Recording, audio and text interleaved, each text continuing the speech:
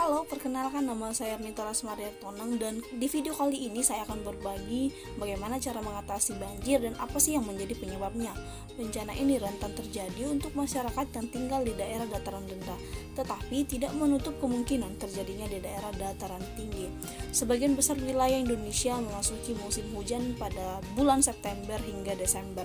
Banjir pun kembali menjadi bencana rutin saat musim hujan tiba di wilayah Indonesia, yang kemudian memunculkan lagi upaya dan arahan terkait cara mengatasi banjir. BPNBP melaporkan banjir menjadi bencana terbanyak dengan jumlah 788 peristiwa banjir hingga 15 September tahun 2021.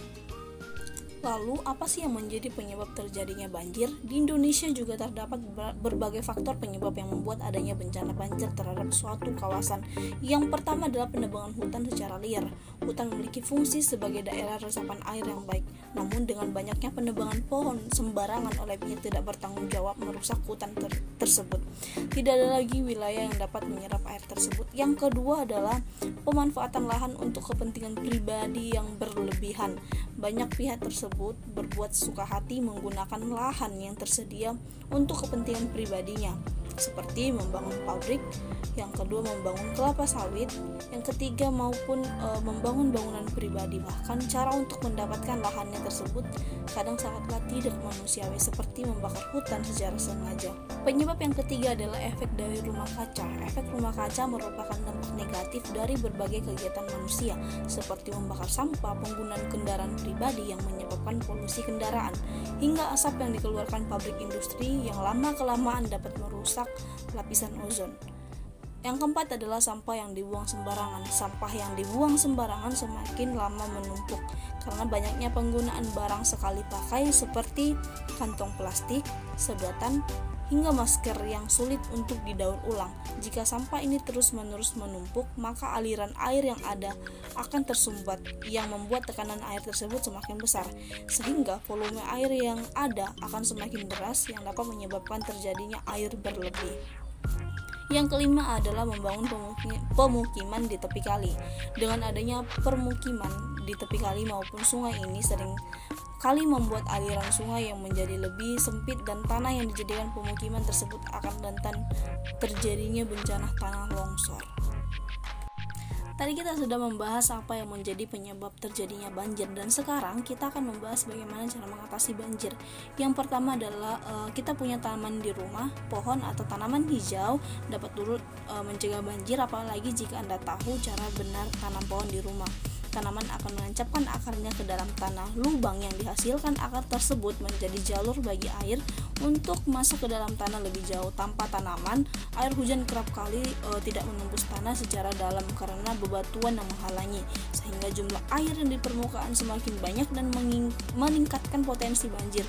Dengan memiliki taman yang hijau dan asri, Anda pun selangkah lebih maju untuk mencegah banjir. Yang kedua adalah mengaplikasikan paving block. Paving block ini mampu meresap air dan menyalurkannya ke dalam tanah. Air dapat tetap masuk ke dalam tanah lantaran daya serap yang baik.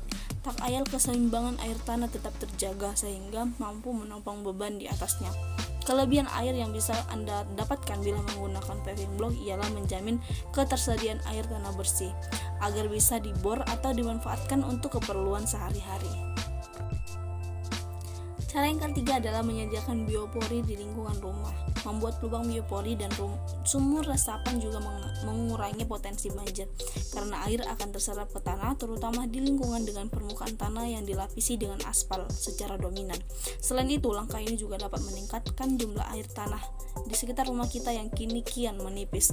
Yang keempat adalah buanglah sampah pada tempatnya. Seringkali masyarakat Indonesia membuang sampah sembarangan, terutama membuang sampah ke sungai. Tentu hal ini akan memberikan dampak buruk di kemudian hari, karena sampah yang menumpuk bisa menyebabkan terjadinya banjir saat curah hujan yang sedang tinggi. Pengelolaan sampah yang tepat bisa membantu mencegah dan cara mengatasi banjir.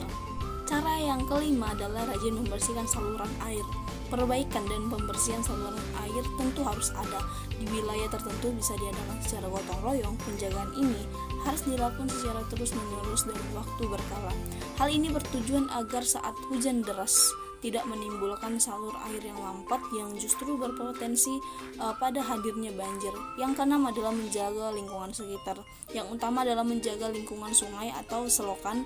Sungai sebaiknya dipelihara dengan baik, jangan membuang sampah ke selokan, dan sungai dan selokan jangan dijadikan tempat pembuangan sampah. Kuncinya selalu jaga kebersihan lingkungan. Yang ketujuh adalah hindari membuat rumah di pinggir sungai. Saat ini semakin banyak warga yang membangun rumah di pinggir sungai.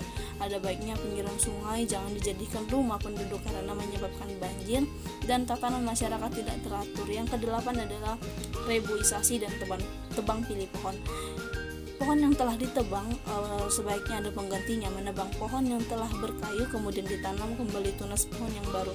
Hal ini ditujukan untuk generasi hutan dengan tujuan hutan tidak menjadi gundul. Yang kesembilan adalah hindari penebangan liar. Cara mengatasi banjir selanjutnya adalah hindari penebangan liar.